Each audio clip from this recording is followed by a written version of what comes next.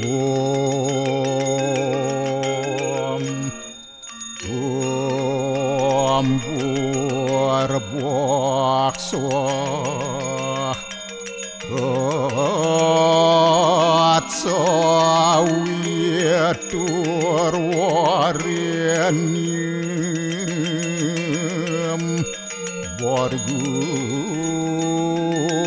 Dewa Siadiamahi Diwayonah Paracu Adayat Om Narayanu Yawidam Sarum Yad Buatam Yastyabawiyam Neskalang Niranjan Niruya Kalpu Nirakyata Sudodewiku Narayanu Anaduyatyu Astiakastit Om Tuam Siwah Tuam Dewa Yaswara Parameswara Warahma Wisnu Asya Rudrasya Warusah Paryakiratita Om Papuham Papakarmaham Papatnya Papasambhawa Rahimam Pundarya Kaksir Sabahya Biantara Suci Om Kesama Sama Mahadewa Swaru Paranya kita angkara Mamuja Swaru Papidya Walaya Suasadya Siwa Om Kesantauya Kaiku Dosa Kesantauya Wajiku Mamu Santauya Manaswa Dosa Permadat kesamam Om Santi Santi Santi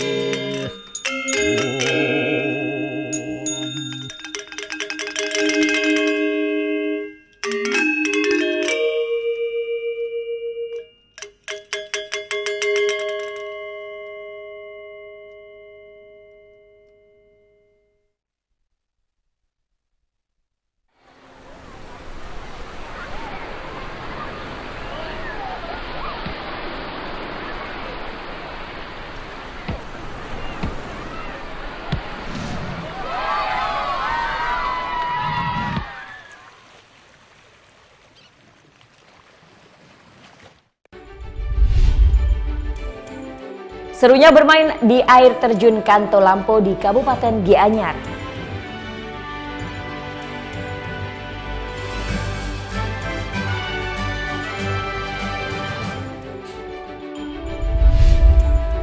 Sepuluh wisatawan terluka akibat letusan gas dari kawah Sileri di kawasan Dieng Plateau.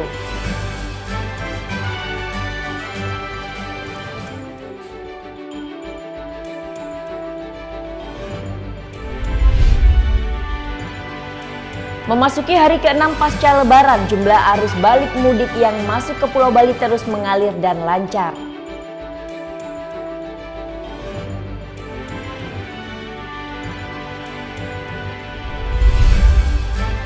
Ratusan anak tidak dapat diterima di sekolah negeri di Kota Singaraja lantaran terkendala aturan yang menggunakan area atau zona.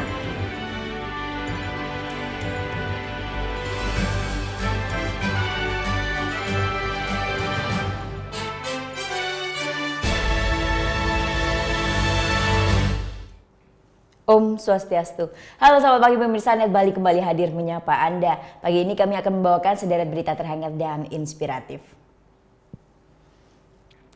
Satu lagi pilihan wisata menarik di Pulau Dewata Bali. Ini dia kesegaran air terjun Kanto Lampo di Kabupaten Gianyar. Walau baru dibuka setahun, wisata ini sudah menarik banyak wisatawan lokal maupun mancanegara.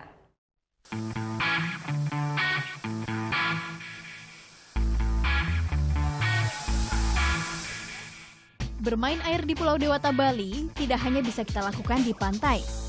Coba juga melancong ke berbagai air terjun indah di kawasan pegunungan. Salah satunya air terjun Kanto Lampo di Kabupaten Gianyar. Jauh dari hiruk-pikuk perkotaan, inilah kesan pertama yang saya rasakan saat sampai di air terjun Kanto Lampo. Hijaunya pepohonan juga kicau burung membuat kita pasti merasa kembali ke alam. Untuk sampai ke air terjun, kita harus menuruni beberapa anak tangga terlebih dahulu. Air terjun Kanto Lampo belakangan jadi favorit para wisatawan yang suka tantangan. Sejak dibuka setahun yang lalu, destinasi wisata Kanto Lampo dikelola langsung oleh Karang Taruna Desa Beng. Mereka jugalah yang pertama kali berinisiatif untuk membuka kawasan air terjun Kanto Lampo untuk wisata. Nah, sebelum sampai ke air terjun utama Kanto Lampo yang besar, kita akan disuguhi pemandangan beberapa air terjun kecil terlebih dulu. Jadi untuk bisa sampai ke air terjun yang besar di sebelah sana, kita harus melewati jalan yang dilalui sama air terjun kecil seperti ini. Karena itu disarankan untuk membuka sepatu agar tidak licin dan tidak terpeleset. Nama Kanto Lampo diambil dari nama pohon yang banyak tumbuh di Desa Beng, khususnya di sekitar air terjun, sehingga warga setempat pun menyebut air terjun ini dengan nama tumbuhan tersebut. Air terjun setinggi 15 meter dengan aliran air yang tidak pernah habis sepanjang tahun membuat destinasi wisata ini menjadi primadona baru di Kabupaten Gianyar. Tempatnya itu termasuk alami dari segi yang lain. Terus tempatnya tidak terlalu jauh. Terus bila dari segi pengunjungnya di sini termasuk nyaman gitu. Tidak perlu khawatir jika kita ingin memanjat air terjun untuk berfoto atau sekedar menikmati pemandangan. Di Kanto Lampo ada beberapa pemandu ramah yang siap membantu. Namun tetap berhati-hati karena aliran air cukup deras akan menerpa langsung ke wajah dan tubuh kita. Ya, ini dia air terjun Kanto Lampo di Kabupaten Gianyar, Bali. Pepohonan yang rindang dan juga air yang menyegarkan khas pegunungan menjadi daya tarik sendiri bagi air terjun Kanto Lampo ini. Jika tak ingin memanjat air terjun, bersantai saja di atas ban yang mengapung ini. Tak kalah nikmat.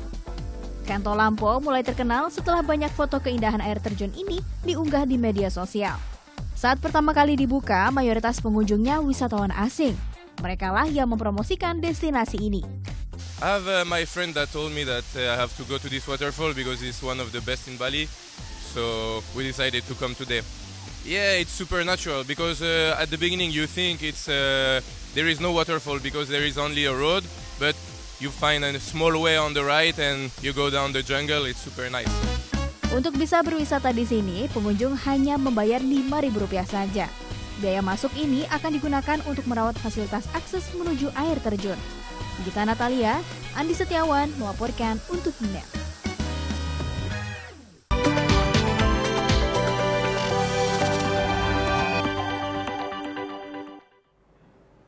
Selanjutnya kita akan jalan-jalan ke Bangkalan, Jawa Timur. Di sana ada tempat tambang kapur yang diubah jadi tempat wisata yang cukup unik. Putih dan hitam suasana di perbukitan kapur ini seakan membawa kita ke dunia monokrom. Terletak di Kecamatan Socah, Kabupaten Bangkalan, Jawa Timur, Bukit Jadih yang merupakan tambang kapur di Pulau Madura ini sekarang dijadikan objek wisata. Pemandangan unik tersaji begitu kita ada di dalamnya. Tak hanya hitam putih, warna air sisa penambangan kapur pun memberikan nuansa tersendiri. Kita pun bisa berfoto di atas rakit dengan membayar Rp5.000 per orang. Selain bercengkrama di areal tambang, kita juga bisa melihat suasananya dari atas. Tapi harus hati-hati, karena jalan naiknya cukup curam. Untuk menikmati keindahan Bukit Jadih, tiap orang cukup membayar Rp5.000. Objek wisata alternatif ini buka setiap hari, namun cenderung ramai di akhir pekan.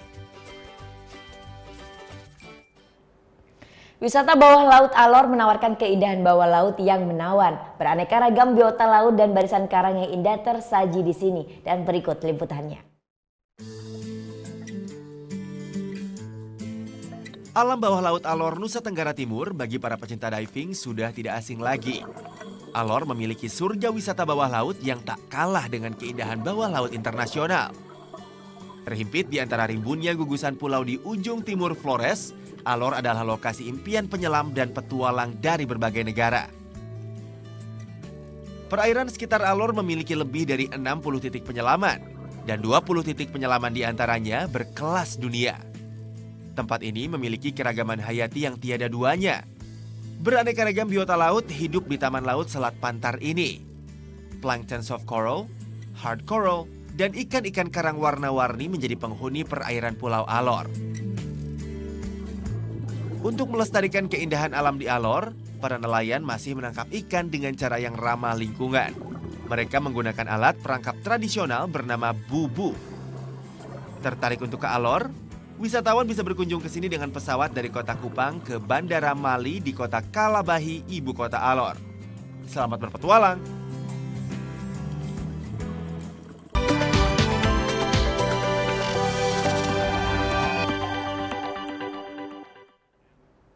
Sepuluh wisatawan terluka akibat letusan gas dari kawah Sileri di kawasan Dieng Platu, Banjarnegara, Jawa Tengah. Tunggu liputannya saat lagi, tetap di NET Bali.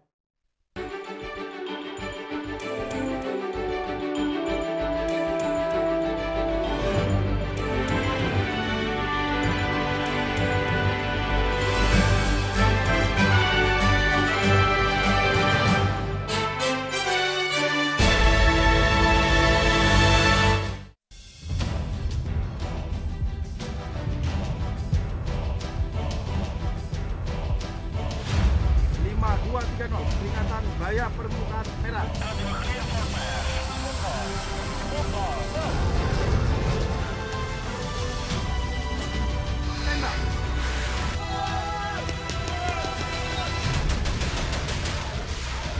Garuda, setiap Sabtu jam 2 siang, hanya di NET.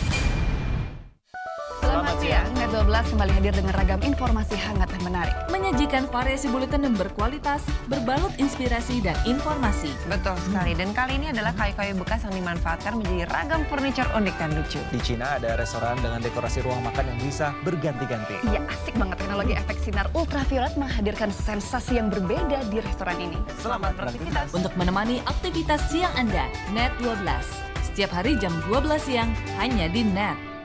Keberadaan papa bagi keluarga itu sangat berarti. Betul. Papa apa yang nggak pernah marah-marah. Apa tuh? Nggak papa.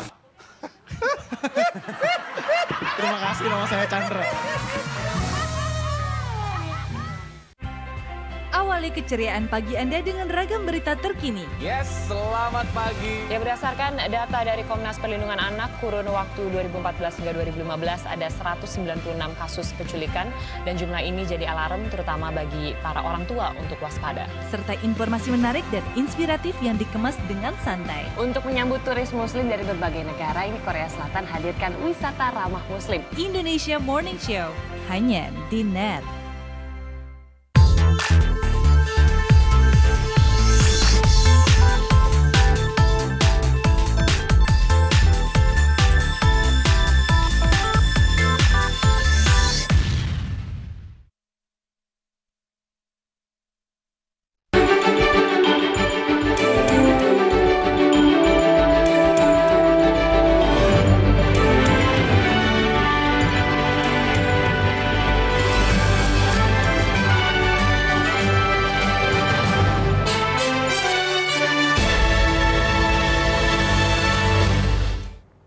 Ya, kembali di Net Bali, Kawah Sileri di kawasan Dieng Platou, Kabupaten Banjarnegara, Jawa Tengah mengeluarkan letusan gas setinggi 50 meter Minggu siang.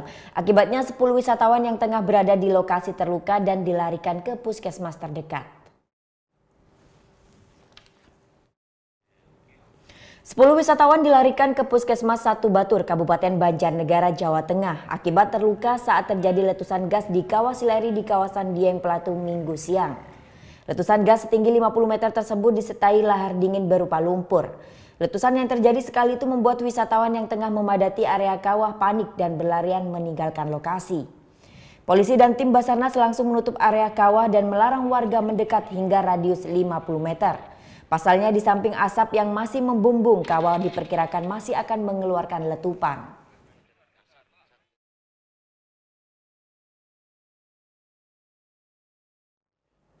Informasi lainnya, tabung gas 50 kg meledak di sebuah toko alat pesta di Jatiwaringin, Bekasi, Jawa Barat.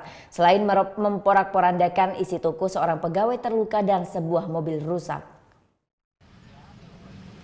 Minggu pagi, sebuah tabung gas 50 kg meledak di toko balon dan alat pesta Party Buddies di Jalan Jatiwaringin, Pondok Gede, Bekasi, Jawa Barat.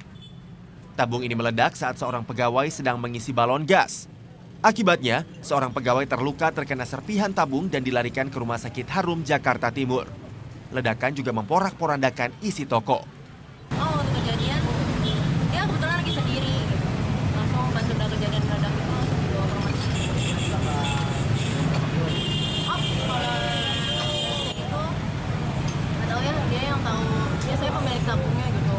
Itu saya sama dia emang cuma rekan kerja doang, bukan yang punya tabungnya bukan saya. Polsek Pondok Gede menduga ada faktor kelalaian dan tabung gas yang digunakan tidak sesuai standar nasional Indonesia. Dugaan sementara ini kita duga ada kelalaian dari pengisian oleh karyawan yang mengisi balon. Kalau untuk sementara di TKP ada 3 ya, kurang lebih 3 saksi. Pecahan tabung gas akan diperiksa di laboratorium forensik Mabes Polri guna mengetahui ketebalan besi bahan tabung. Sementara akibat ledakan, arus lalu lintas dari arah Jatiwaringin menuju Pondok Gede sempat mengalami kemacetan. Ari Ridwan melaporkan untuk NET. Keterbatasan ekonomi tak menyurutkan nilai kejujuran dalam mengarungi kerasnya hidup. Di Kebumen, Jawa Tengah, seorang penjual tenongan atau nasi bungkus serahkan segepok uang hasil temuannya di jalan ke polisi.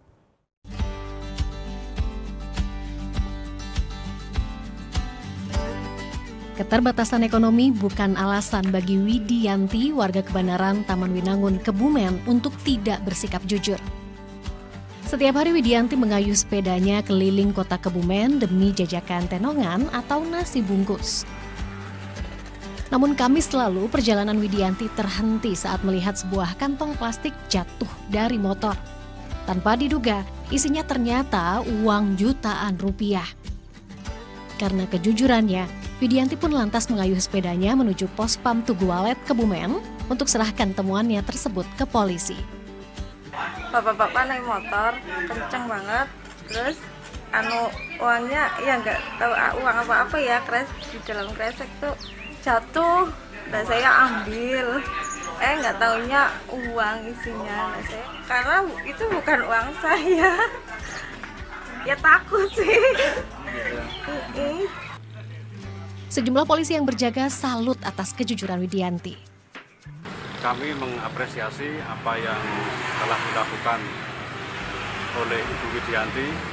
Berkat kejujurannya, dia tidak mempunyai rasa ingin memiliki uang yang ditemukan, walaupun menurut pengakuannya uang tersebut nominalnya cukup besar atau luar biasa. Kini uang bernilai hampir 3 juta rupiah tersebut telah diambil oleh pemiliknya, yakni Hodirin, warga Taman Winangun, Kebumen. Sebagai tanda penghargaan, polisi mengajak Widianti untuk langsung serahkan uang tersebut kepada sang pemilik. Widodo Setiawan melaporkan untuk NET. Memasuki hari ke-6 pasca Lebaran, jumlah arus balik mudik yang masuk ke Pulau Bali terus mengalir dan lancar. Tunggu saat lagi, tetap di NET Bali.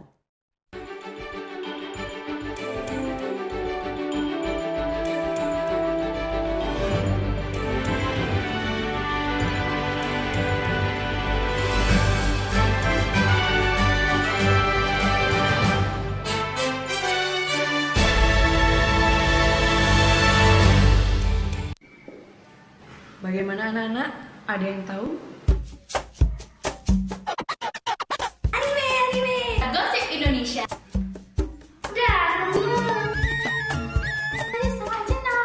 Meresahkan warga Indonesia. Oh, so sweet. Top Chart Music minggu ini. Tayangan sehat adalah tayangan yang menghibur sekaligus memberikan informasi yang berguna dan bermanfaat bagi masyarakat. Bangun pagi bisa bikin tambah pintar. Bareng Andre Hesti bisa. Berbagai inovasi masa kini, seru-seruan di Fun Science, hingga tips oi-oi. Pagi-pagi hanya di Net. Selamat pagi. In here, in here aku harus menempatkan seorang personal assistant. Where did you work before? Yes, of course. Yes. Selamat datang di dunia syuting pagi hari. Tadi naik apa ke sini Kak Dika? Naik mobil. Oh, naik mobil. Nanti pulangnya bareng kali ya. Ini mbaknya lagi. Sarah Sehan, Senin sampai Jumat jam 9 pagi hanya di Net. Keberadaan papa bagi keluarga itu sangat berarti. Betul. Papa apa yang nggak pernah marah-marah. Apa tuh? Nggak papa. Terima kasih, nama saya Chandra. Awali keceriaan pagi Anda dengan ragam berita terkini. Yes, selamat pagi. Ya, berdasarkan data dari Komnas Perlindungan Anak, kurun waktu 2014 hingga 2015 ada 196 kasus penculikan dan jumlah ini jadi alarm terutama bagi para orang tua untuk waspada. Serta informasi menarik dan inspiratif yang dikemas dengan santai. Untuk menyambut turis muslim dari berbagai negara, ini Korea Selatan hadirkan wisata ramah muslim. Indonesia Morning Show hanya di Net. Seorang wanita cantik yang tinggal di Jepang 1 bulan. Belum. Go, kenapa sih nggak punya pacar tuh kenapa? Iya nih, lagi jomblo. Sama dong. Buset, kayak kacakan banyak yang berhubung.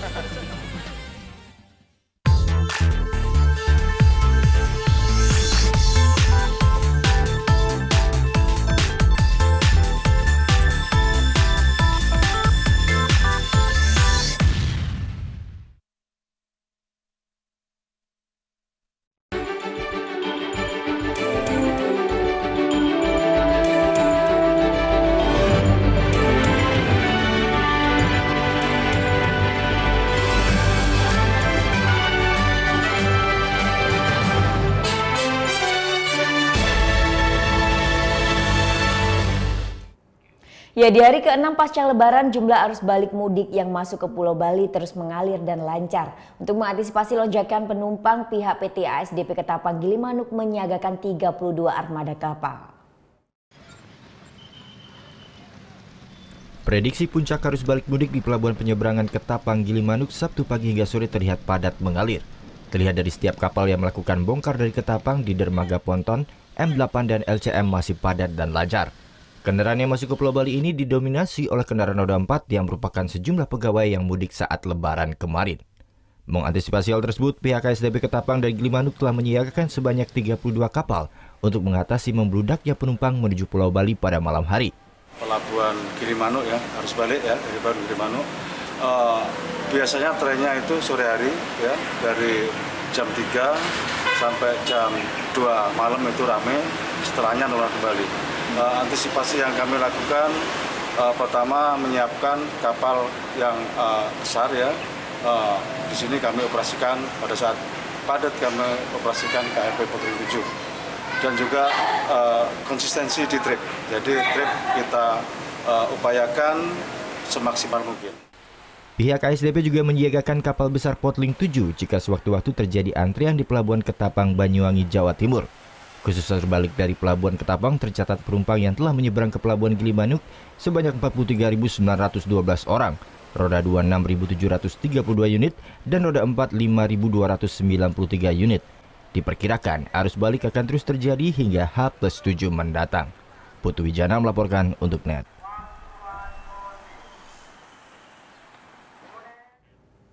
H+6 setelah Lebaran, arus balik di Pulau Bali terbilang lancar. Banyak kendaraan masuk ke Pulau Bali, namun situasi lalu lintas masih kondusif. Meski puncak arus balik diperkirakan jatuh pada hari ini, namun arus balik di Pulau Bali terbilang lancar. Tidak ada kepadatan kendaraan di ruas jalan utama sepanjang Jalan Denpasar Gilimanuk. Bahkan, pantauan lalu lintas dari udara pun terlihat cukup kondusif. Peningkatan volume kendaraan dari arah Gilimanuk menuju Denpasar memang terlihat lebih banyak. Namun hal ini tidak menyebabkan kepadatan bahkan kemacetan. Jadi pantauan kami sekitar 40 menit pulang pergi, berarti 80 menit perjalanan dari Denpasar ke Jembrana. Lalu lintas cenderung lancar, justru lebih banyak kendaraan yang masuk atau kembali ke Bali. Baik itu bisa saja wisatawan dari Pulau Jawa masuk ke Bali, bisa juga dari masyarakat Bali yang bekerja di Bali sudah mulai kembali masuk ke Pulau Bali seperti itu. Demikian juga di sekitar Gilimanuk itu tidak terlihat antrian yang banyak, antrian yang wajar seperti biasa seperti itu. Meski tidak terjadi kepadatan di musim arus balik Lebaran ini, namun peningkatan keamanan di wilayah pintu masuk Pulau Bali pun diperketat. Ini untuk mengantisipasi maraknya serangan terorisme yang kerap kali terjadi akhir-akhir ini. Titik-titik yang harus diprioritaskan adalah yang pintu masuk, ya, pintu masuk Pulau Bali. Karena selain antrian, itu juga kerawanan-kerawanan yang sekarang ini sedang marak muncul, yaitu terorisme. Jadi di sana ada dilakukan pemeriksaan penduduk pendatang oleh petugas kepolisian dan instansi yang lainnya yang terkait. Puncak arus balik setelah Lebaran diperkirakan akan terjadi Minggu esok hari. Untuk mengantisipasi terjadinya kemacetan, pihak kepolisian Polda Bali pun akan melakukan pantauan lalu lintas di sejumlah titik di Pulau Bali. Vera Senvia, Dewa Priana melaporkan untuk NET. 4 hari pasca Lebaran, terminal kedatangan Bandara Ngurah Rai dipadati penumpang. Diprediksi puncak kedatangan terjadi pada Kamis kemarin atau 3 hari pasca Lebaran. Arus balik mudik Lebaran di terminal kedatangan domestik Bandara Ngurah Rai mulai mengalami lonjakan. Seperti pada 4 hari pasca Lebaran atau Jumat 30 Juni, kedapatan di terminal kedatangan terjadi mulai pukul 2 hingga sore hari. Humas Angkasa Pura Bandara Ngurah Rai, Ari, menjelaskan pergerakan penumpang di Bandara Ngurah Rai mulai terlihat pada 3 hari pasca Lebaran. Pihaknya memprediksi Kamis kemarin merupakan puncak arus balik ke Bali, yakni tercatat 17.543 penumpang yang datang ke Bali melalui terminal kedatangan Bandara Ngurah Rai. Sampai dengan H+3, H+4, kita Bali kecenderungan pergerakan penumpang sangat naik signifikan, yaitu sebesar 5,99% naiknya. Paling puncak sesuai dengan prediksi kami yaitu terjadi kemarin, yaitu sampai dengan 73.617 pergerakan penumpang. Memang secara forecast kami mencapai 79.000, tapi kemarin masih mencapai 73.000, artinya kemarin adalah titik yang paling tinggi. Namun demikian kami juga masih menunggu hari ini sampai hari besok, apakah angkanya terus meningkat atau tidak. Hingga Jumat pukul 5 sore, jumlah penerbangan untuk kedatangan domestik sebanyak 33 pesawat dengan jumlah penumpang sebanyak 4.363 orang. Surya Sanjaya melaporkan untuk NET.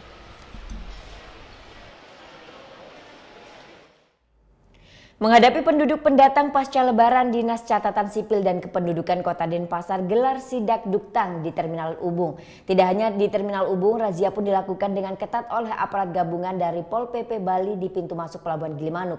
Hal ini untuk mengantisipasi adanya penduduk yang datang ke kota-kota di Pulau Bali tanpa maksud dan tujuan yang jelas. Dinas Catatan Sipil dan Kependudukan Kota Denpasar bersama instansi terkait sejak hari pertama pasca Lebaran menggelar sidak penertiban administrasi penduduk. Operasi yang berlangsung sejak pukul 6 hingga 10 pagi ini menyasar seluruh penumpang bus antar provinsi yang baru saja tiba di Terminal Ubung. Para penumpang kemudian digiring ke pos untuk selanjutnya didata dan dimintai keterangan terkait tujuannya datang ke Denpasar. Selama 4 hari operasi penertiban administrasi penduduk, petugas sudah memeriksa sekitar 500 penumpang dari 43 bus. Sebagian besar mereka berasal dari Jawa Timur dan bekerja di kota Denpasar. Dari jumlah tersebut, hanya 2 orang yang kedapatan tidak membawa KTP. Petugas tidak memulangkan kedua orang tersebut karena sudah memiliki keluarga penjamin di Denpasar. Kemarin kalau kita 5 tahun ke belakang mungkin Pak banyak yang kita temukan masyarakat yang belum membawa identitasnya. Tapi sekarang ini karena mungkin sudah kesadaran dari masyarakat, Begitu dia keluar dari daerahnya dia ataupun di daerahnya dia tetap akan membawa identitasnya. Ini berarti kesadaran dari masyarakat. Berarti meningkat. Operasi sidak administrasi kependudukan ini rencananya akan berlangsung hingga Sabtu besok. Hal ini dilakukan untuk mengantisipasi adanya masalah yang diakibatkan oleh penduduk urban yang tidak memiliki kejelasan pekerjaan maupun tempat tinggal di kota Denpasar. Sementara itu, untuk menekan urbanisasi penduduk ke Bali, tim gabungan yang terdiri dari Satpol PP Bali, Satpol PP Buleleng, Satpol PP Jembrana, Dinas Kependudukan dan Catatan Sipil Jembrana, dan TNI Polri menggelar operasi KTP bagi warga yang hendak ke Bali saat arus balik ini. Selain memeriksa identitas pengendara yang didominasi oleh kendaraan roda 2 ini, polisi juga memeriksa barang bawaan mereka. Pemeriksaan ini dilakukan untuk menjaga stabilitas keamanan Bali dari gangguan terorisme maupun gangguan kriminal lainnya. Pemeriksaan ini juga menggerakkan 2 anjing pelacak oleh Brimob Detasmen C Polda Bali. Dari pemeriksaan yang dilakukan, 1 orang pengendara sepeda motor asal Jawa terjaring lantaran tidak membawa identitas jelas. Warga Banyuwangi ini mengaku tidak membawa identitas seperti KTP lantaran ketinggalan di kampung halamannya. Pemeriksaan KTP di pintu masuk Bali terus dilakukan secara ketat hingga arus balik pemudik berakhir. Pemerintah Bali berharap warga pendatang yang masuk ke Bali sebelumnya untuk melengkapi identitas diri yang masih berlaku, serta memiliki tujuan yang jelas jika tinggal di Bali. Tim Liputan melaporkan untuk NET.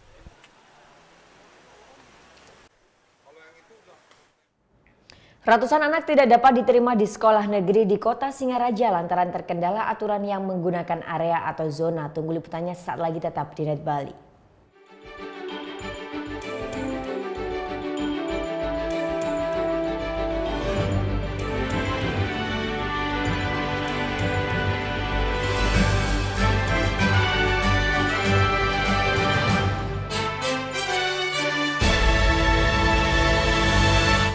Bangun pagi bisa bikin tambah pinter.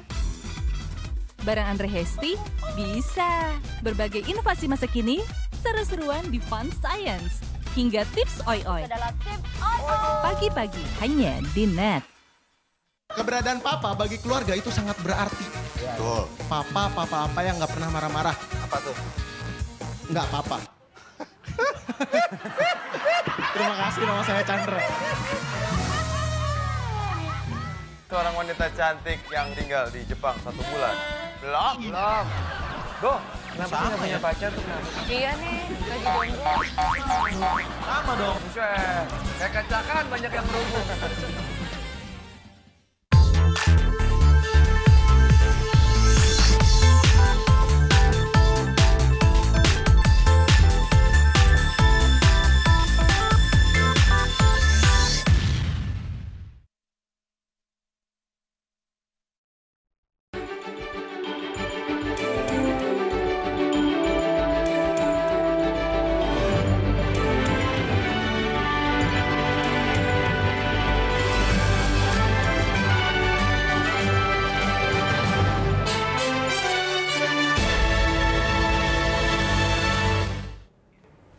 Memasuki tahun ajaran baru, sejumlah orang tua di Buleleng, Bali dipusingkan dengan pendaftaran siswa SMP dengan sistem yang baru. Ratusan anak dari 4 desa di Buleleng tidak dapat diterima di sekolah negeri di Kota Singaraja lantaran terkendala aturan yang menggunakan area atau zona.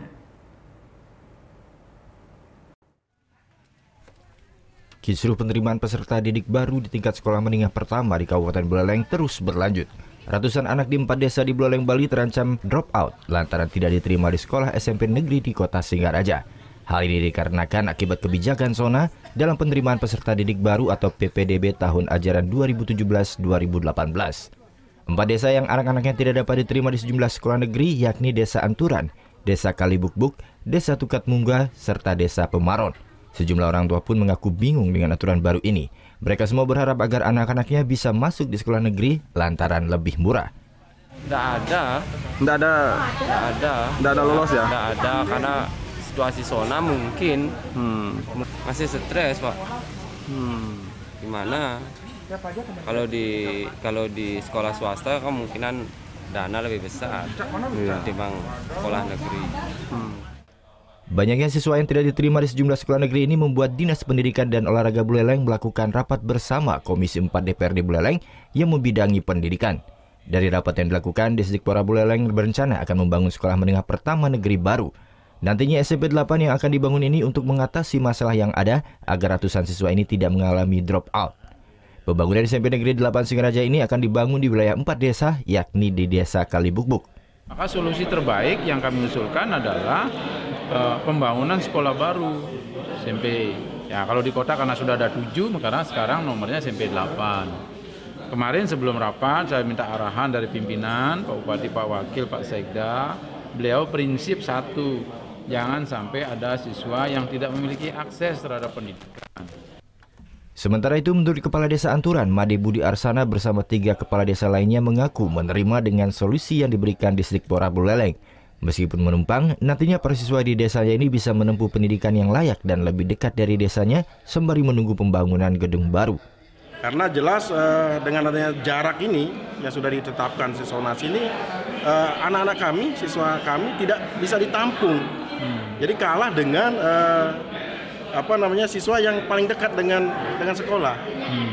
Ini, jadi ada kalau ini dibiarkan ada potensi 318 ya, siswa SD yang tidak diterima ditampung di SMP negeri akan menjadi DO. Anggaran pembangunan SMP baru yakni SMP Negeri 8 Singaraja ini akan dimasukkan dalam APBD Kabupaten Buleleng tahun 2017 ini. Tidak itu saja, perekrutan tenaga pengajar maupun pegawai administrasi di sekolah tersebut akan segera dilakukan agar para siswa yang tidak dapat tertampung tersebut bisa segera menempuh pendidikan. Putu Wijana melaporkan untuk NET. Memasuki hari ketiga pencarian Mahbub 17 tahun warga Pasuruan, Jawa Timur yang terjatuh dari kapal Mutiara Alas 3 ini terus dilakukan tim SAR gabungan. Tim SAR gabungan masih terus berupaya melakukan pencarian terhadap korban di Selat Bali. Upaya pencarian korban yang tercebur dari KMP Mutiara Alas 3 di Selat Bali terus dilakukan oleh SAR, TNI, dan KPLP Gilimanuk. Petugas gabungan memperluas area pencarian terhadap korban Mahbub 17 tahun, warga desa Semare, Kecamatan Keraton, Pasuruan, Jawa Timur ini. Perluasan pencarian dari 1 mil menjadi 2 mil dari pesisir pantai Segara Rupek hingga pantai desa Sumbersari, Kecamatan Malaya, Jemberana, Bali. Alhasil, petugas tidak menemukan adanya tanda-tanda korban hanyut hingga wilayah ini. Koordinator Posar Negara, Ide Bagus Surya Wirawan, mengatakan bahwa pencarian korban hilang di Selat Bali ini tidak saja dilakukan oleh petugas namun juga melibatkan sejumlah perahu nelayan. Pencarian dihentikan saat siang hari lantaran gelombang dan angin sangat kencang. Untuk hasil sementara masih nihil selama melakukan pencarian selama 2,5 jam dari 08.00 hingga 10.30 meter. Jaraknya seperti apa sekarang pencariannya? Baik, untuk jarak pencarian, untuk pertama saya melakukan pencarian ke arah utara hingga 2 mil mendekati Pelabuhan Gilimanuk. Kemudian balik kanan lagi dari tempat dari Tirta Segara Rupek 2 mil ke timur sampai dengan desa sampai dengan Melayu Sumbersari. Oke, cuaca saat ini gimana? Baik, untuk cuaca masih mendukung untuk pencarian SAR. Nahkoda serta ABK kapal telah dilakukan pemeriksaan oleh aparat kepolisian serta Syah Bandar Ketapang. Kapal Mutiara Alas 3 saat ini untuk sementara waktu dihentikan untuk berlayar sembari menunggu ditemukannya korban. Sementara itu, menurut manajer operasional ASDP Gilimanuk, Heru Wahyono mengaku saat ini pihaknya terus melakukan koordinasi dengan pihak ASDP Gilimanuk terhadap hilangnya korban.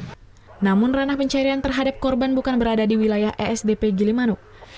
Kasus hilangnya penumpang KMP Mutiara Alas 3 di Selat Bali telah dilakukan penanganan oleh Otoritas Pelabuhan Penyeberangan Ketapang, Banyuwangi. Kami sudah berkoordinasi ya dengan semua pihak terkait. Artinya kita tetap mengupayakan pencarian korban tersebut. Terus mohon izin terkait dengan ada sanksi bagi pihak kapal sendiri, itu benar atau memang seperti apa? Untuk sanksi itu mohon maaf itu bukan ranah SDP ya, bukan ranah SDP, itu mungkin juga bisa ditanyakan ke yang terkait ya, pihak terkait. Ya, tapi untuk kapalnya sendiri hari ini beroperasi apa masih diperiksa?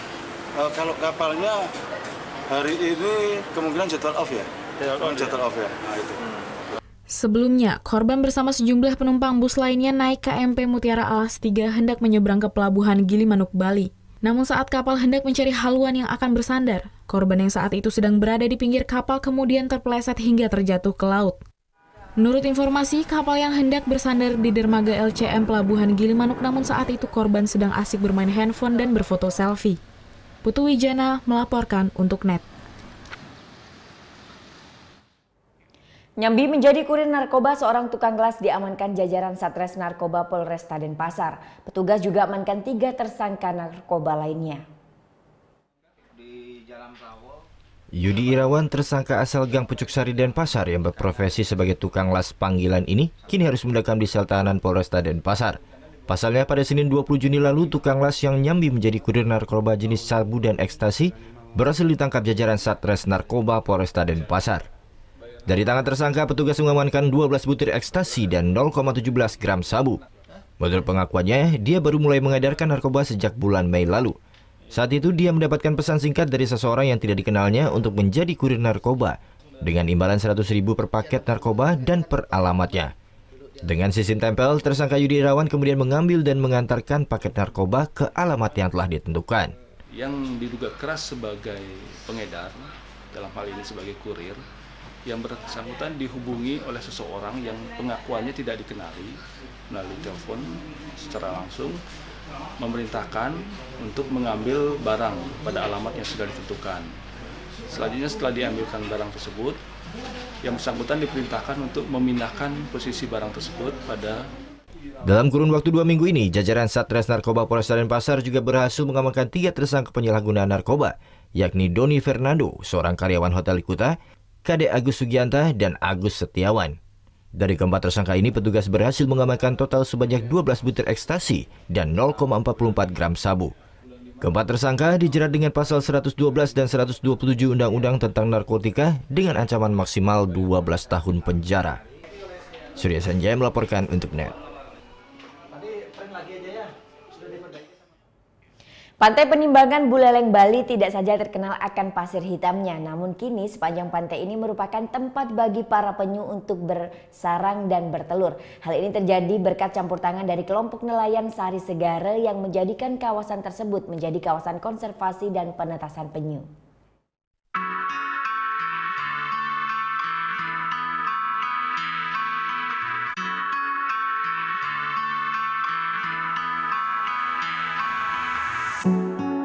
Tidak saja sebagai tempat bersejarah bagi pedagang-pedagang Cina di zaman kerajaan Buleleng, namun pantai Penimbangan ini ternyata juga sangat disukai oleh satwa dilindungi seperti penyu ini. Sejak 20 tahun silam, pantai Penimbangan ramai didatangi penyu, yakni penyu jenis lekang dan hijau. Namun sejak 5 tahun belakangan, kawasan ini sangat jarang didatangi oleh kawasan penyu untuk bersarang. Ini dikarenakan banyak nelayan dari luar dan orang tak bertanggung jawab memburunya. Namun kini, para nelayan di pantai Penimbangan ini pun ikut dalam menjaga kawanan penyu lekang dan hijau untuk bertelur di sepanjang pantai Penimbangan ini. Dengan adanya ini, kami selaku kelompok nelayan dan menginstruksikan kepada anggota untuk ikut melestarikan program daripada pemerintah melindungi satwa langka, yaitu berupa penyu. Jadi dari setahun ini kami sudah melakukan pelepasan kik sebanyak 560 ekor. Kini puluhan penyu hijau dan lekang datang untuk bertelur kembali di pantai ini. Namun untuk menjaga keamanan, telur-telur penyu ini dipindahkan oleh kelompok nelayan yang melakukan konservasi secara swadaya di pantai ini. Setiap penyu yang bertelur di kawasan pantai ini pun langsung dipindahkan ke tempat penetasan yang dibuat oleh kelompok nelayan Sari Segara. Ini bertujuan untuk melindungi dari hewan liar seperti anjing, biawak, serta tangan jahil manusia yang mencurinya.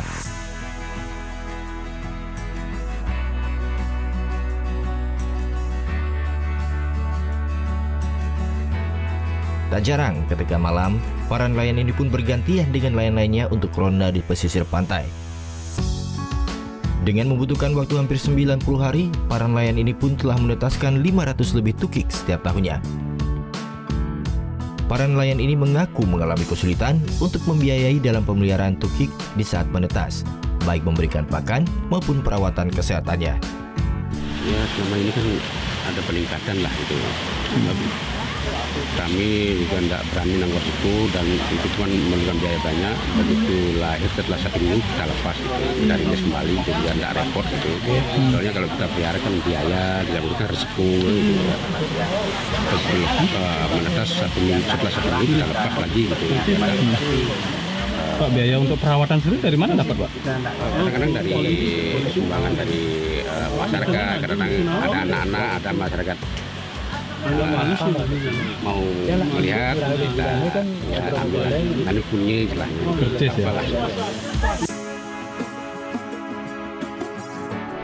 Tidak sembarang konservasi yang dilakukan oleh kelompok nelayan ini, namun kini selalu diawasi oleh BKSDA Bali. Menurut Kepala Resort BKSDA Buleleng, Gede Wentan mengaku dengan adanya kelompok nelayan yang ikut dalam melindungi satwa ini dinilai sangat bagus, sehingga sangat membantu pelestarian satwa yang dilindungi ini. Kalau selama ini semua mengalami peningkatan. Di sini juga sudah beberapa kali ini mendapatkan telur penyu di sini dan kemarin mungkin sekarang sudah habis dilepas liarkan di laut ke habitatnya. Artinya dengan adanya seperti ini bisa membantu juga, Pak ya? Iya, sangat membantu ini. Kalau tidak ada organisasi di sini itu yang melestarikan penyu itu, otomatis itu ada pencurian. Ya, pencurian, terutama kan dari manusia itu. Konservasi yang dilakukan oleh pihak nelayan ini juga sebagai tempat penelitian bagi para mahasiswa Undiksa Singaraja. Kini, dengan adanya penangkaran telur-telur penyu ini, daya tarik Pantai Penimbangan semakin ramai dikunjungi oleh wisatawan lokal untuk mengenalkan berbagai jenis anak penyu yang ada. Putu Wijana melaporkan untuk NET. Sesaat lagi kita akan ikuti berbagai berita olahraga dunia, jadi tetap di NET Bali.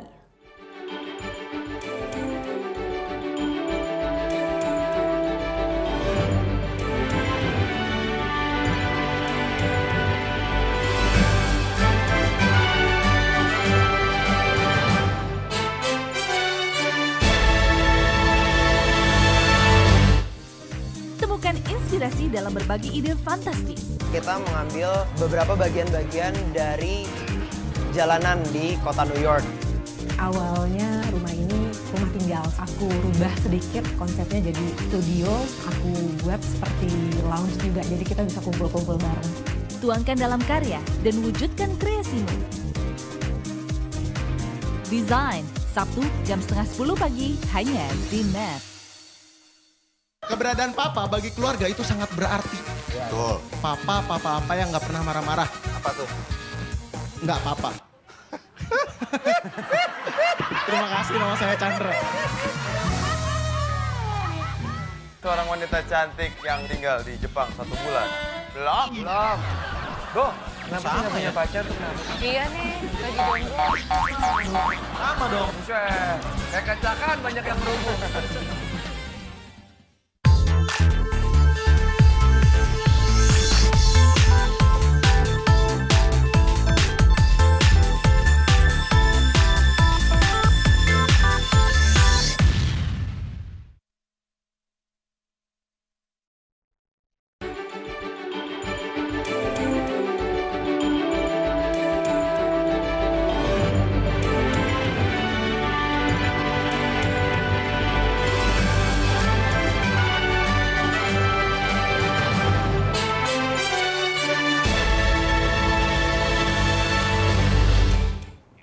Kita mulai berita olahraga dari kota Milan, Italia. Baru-baru ini fans AC Milan juga kecewa terkait masalah kontrak kiper Donnarumma yang disampaikan sang agen Mino Raiola.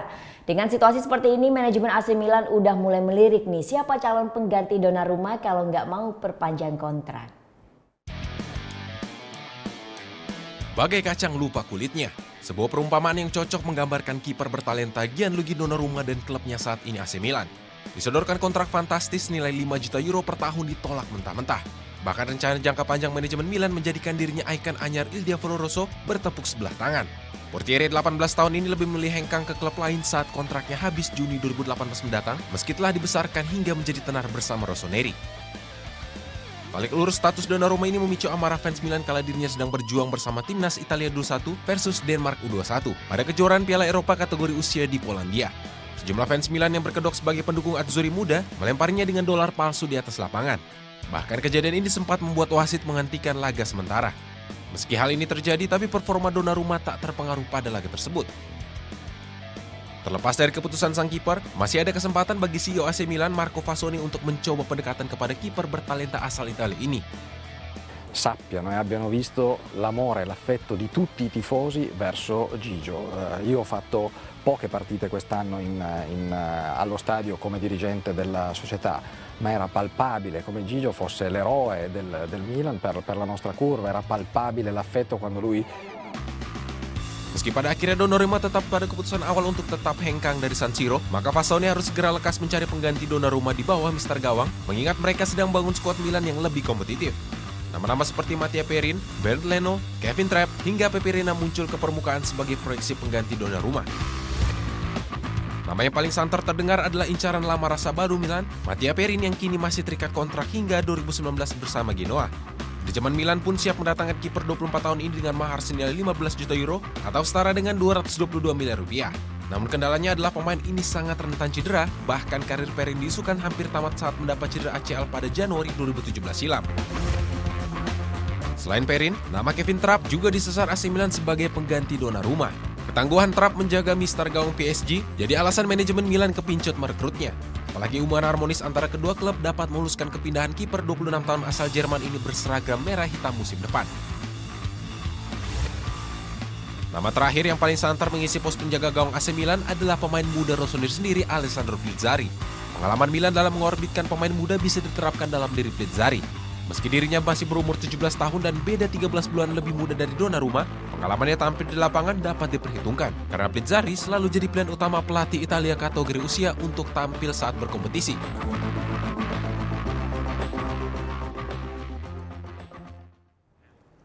Sementara itu untuk Hari Raya Idul Fitri, para pesepak bola nasional dapatkan libur dari timnya masing-masing. Ya, dan momen tersebut dihabiskan mereka untuk berkumpul bersama keluarga, tak terkecuali bintang muda Persija Jakarta dan tim nasional U22 Rezaldi Hehanussa.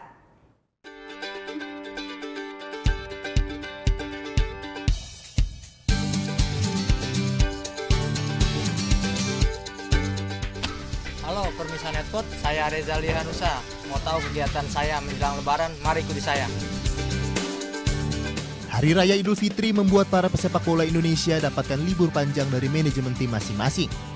Tak terkecuali dengan bek kiri Persija Jakarta dan tim nasional Indonesia U22 Rezaldi Hehanussa. Jatah libur yang diberikan manajemen Persija Jakarta pun dihabiskan Rezaldi bersama keluarganya. Ya, ini dia orang tua saya. Sebentar lagi saya berdua akan menyiapin kue-kue buat besok Lebaran. Tapi sebelumnya saya ganti baju dulu ya. Nama Rezaldi Hehanussa memang mencuat di Liga 1 tahun ini. Tak hanya berhasil dapatkan tempat utama di tim Macan Kemayoran, Rezaldi pun berhasil memikat hati pelatih tim nasional Indonesia U22 Luis Milla. Hal tersebut pun membuat sosok pemain yang akrab disapa bule ini dirindukan keluarganya. Sebenarnya ya kangen bagaimana seorang ibu ya. Cuma saya tidak memaksakan karena itu udah memang dari kecil kemauan dia dan cita-cita dia. Saya cuma bisa mendoakan sebagai orang tua agar dia sukses, dia sehat. Namun meski dapatkan jatah libur Lebaran sebagai pemain profesional, Rezaldi diwajibkan untuk tetap menjaga kondisi fisiknya agar tidak menurun saat kembali bergabung dengan tim. Libur ini saya nggak cuma libur karena harus jaga kondisi juga biar kondisi juga selalu menurun. Jadi kayak seperti jogging-jogging, nge-gym lah. Kehadiran Rezaldi di tengah-tengah keluarga kini sedikit banyak mampu mengobati rasa rindu keluarga tercinta. Ya, inilah kegiatan saya menjelang Hari Raya Idul Fitri. Saya Rezaldi Hehanussa dan keluarga mengucapkan Selamat Hari Raya Idul Fitri. Minal aidin wal faizin. Mohon maaf lahir dan batin. Ya, informasi tadi sekaligus mengakhiri Net Bali hari ini. Kini Anda dapat mengakses Netzi, portal berita referensi Anda di www.netzi.id. Dan saksikan kembali tayangan hari ini di YouTube channel kami www.youtube.com/netbali. Tentunya jangan lupa subscribe. Saya Vera Zenvia, matur suksma dan selamat beraktivitas. Om Santi Santi Santi Om.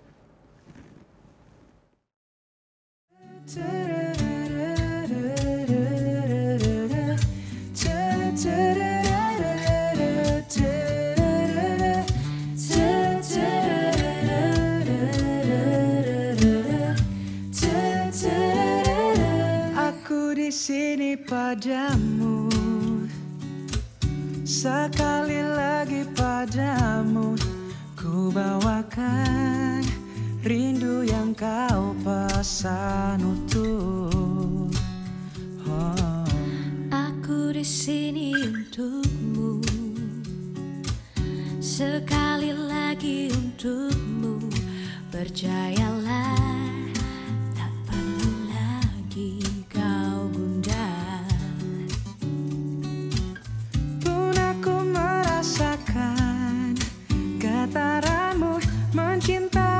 Sepertiku mencintaimu, sungguh kasmaran aku kepadamu. Hidup adalah tentangmu, selalu saja tentangmu. Sepertinya kau adalah candu bagiku. Kau buat aku tak mampu, selalu saja tak mampu menahan perasaanku atas dirimu. Pun aku merasakan getaranmu mencintaiku sepertiku mencintaimu. Sungguh kasmaran